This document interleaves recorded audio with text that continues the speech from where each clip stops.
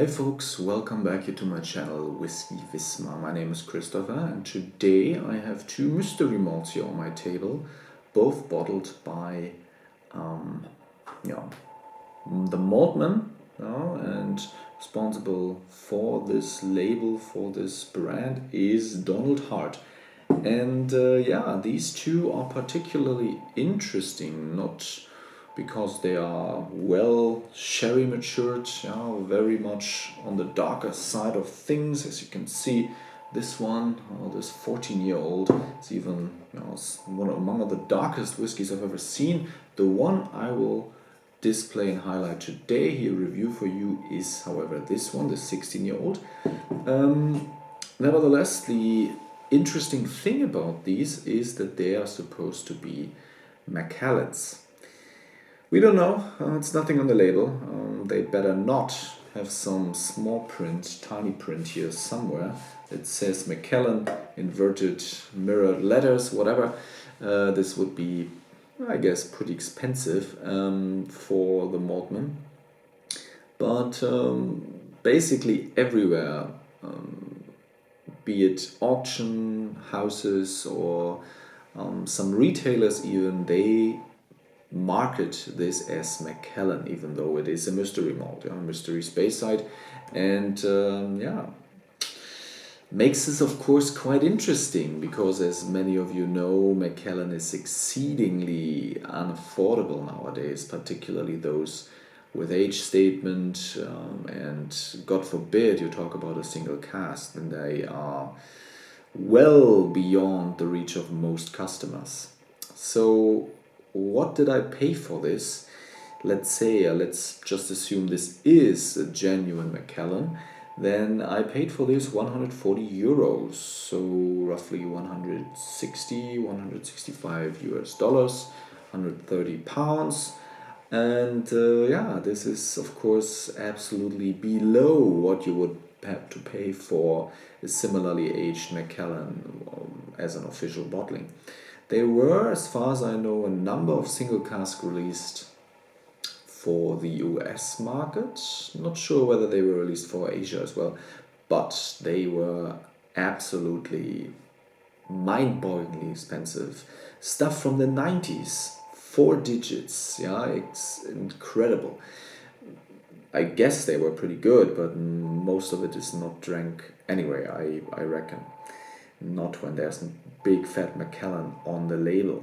And this, from the last decade, bottled in August 2002, the one over here as well, August 2002, is however much more affordable. I guess if you can't market this as Macallan and just slip in a rumor here and there to those in the know, then this might be enough. And they all sold out pretty much immediately.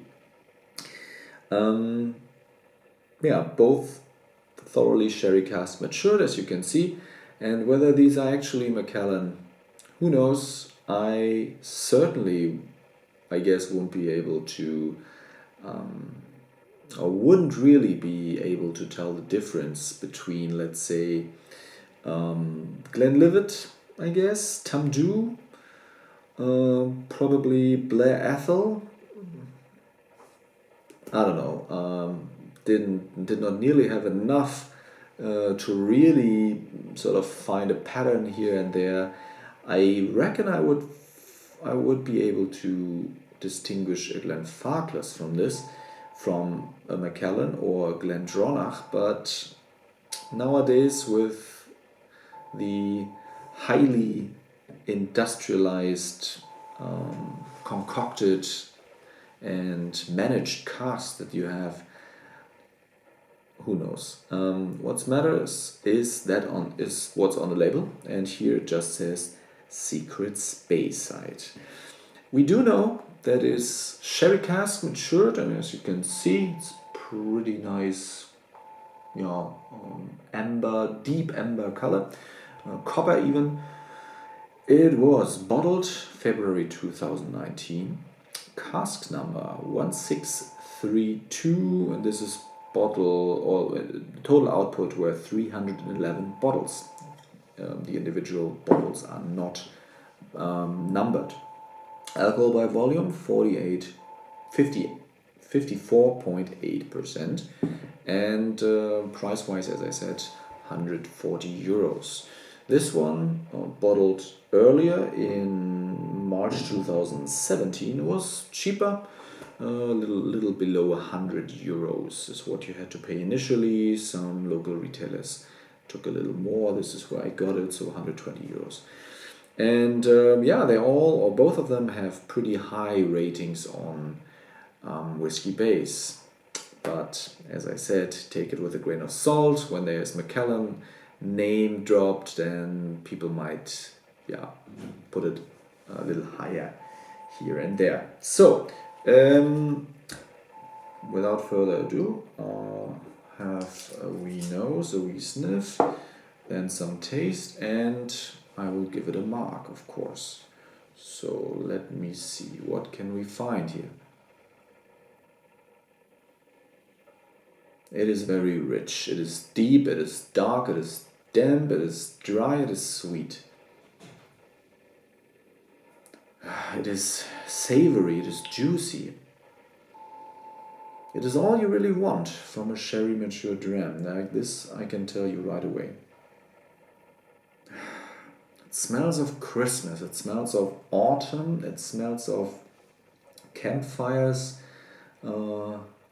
fireplaces, a big house with a huge chair in front of it, a huge armchair,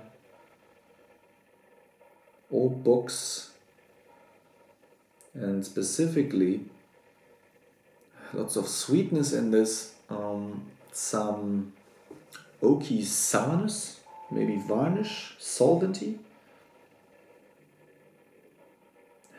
ground nuts, lots of walnuts, hazelnuts, and figs.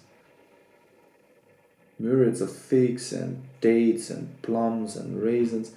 Initially, this reminded me a little bit of a special release by Ben Rinnis, a very famous one, 2009, distilled 1985. This has a pretty similar impact.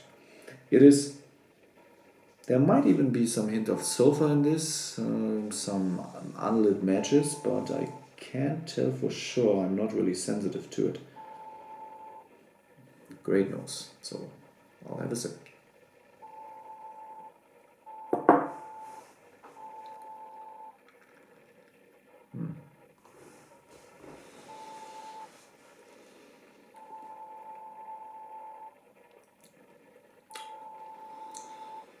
On the verge of being a little too bitter, but then right after you think that, it becomes sweet. It turns much sweeter.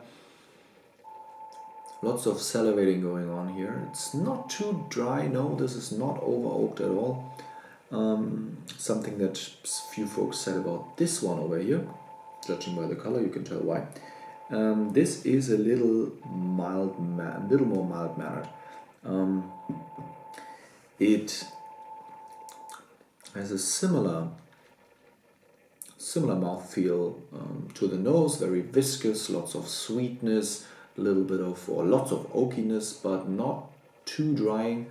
Some espresso, mint chocolate for sure, and cinnamon, nuttiness.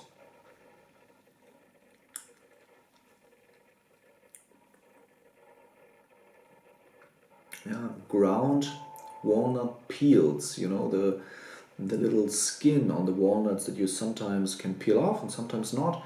This always has is much more bitter than the actual walnut. This is what you have here, but still same taste. Now this oaken sourness comes through a little more, but at the same time this lends it a lot of depth. As I said, like walking through an autumnal forest a walkway with lots of trees. You have the wet leaves everywhere, and then some gingerbread cookies in one hand, and what we call here in Germany Feuerzangenbowle. So very strong malt winey thing that you douse, or that you douse over, or yeah, very heavy rum that you pour over an ignited piece of sugar.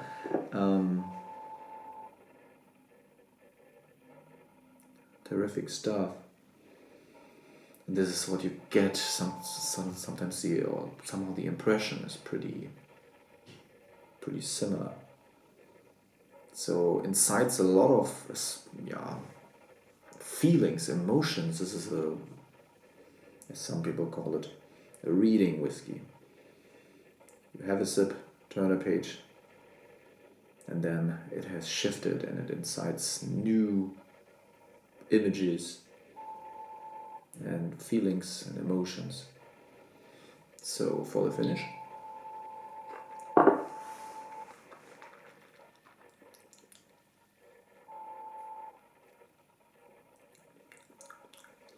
medium long due to all the oak, espresso, some licorice,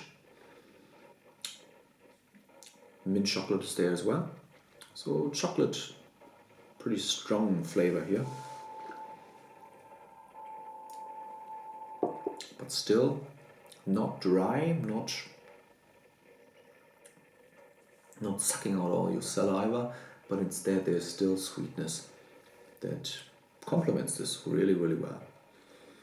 Great stuff. Whether this is Macallan, who knows, who cares? It's great whiskey. Could be a Tamdhu, could be a Glenlivet, could be not an Edradour, not a Glenfarclas, no, but this is really, really good. And what would I mark this? It is pretty nice, and this should be highlighted by the score. So 92 out of 100. Really great whiskey. If you can still find it, buy a bottle. If it's 200 euros, buy a bottle. It's nice, it's great, it's nice packaging, very great sherry whiskey. Hope you enjoyed this video. Let me know, drop me a comment, a like, subscribe, and if you had one of these mystery secret Speysides, let me know as well. Would like to hear your thoughts. Have a great week, and I'll see you next time. Bye bye.